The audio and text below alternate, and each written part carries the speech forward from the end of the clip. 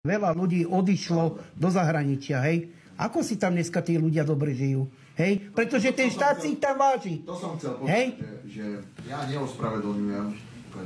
To som chcel povedať, že ja neviem, kam budete ma za to, čo teraz poviem, ale ja neospravedlňujem tých ľudí, hlavne tých dospelých ľudí v osadách, pretože ja poznám osobne ľudí, ktorí sa z tých osad dostali sa a žili v takých istých podmienkach. Napríklad Norbert Milánsky, áno. Je to chlap, ktorý žil na Luníku. Luník 9. Tam vyrastal a tak ďalej. Dnes je už koľko rokov?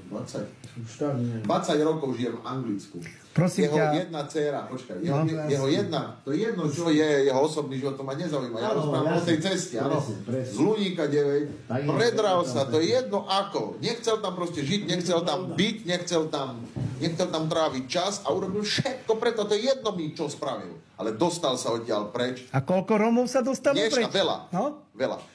Jedna jeho dcéra, jeho prvá dcéra, tá je...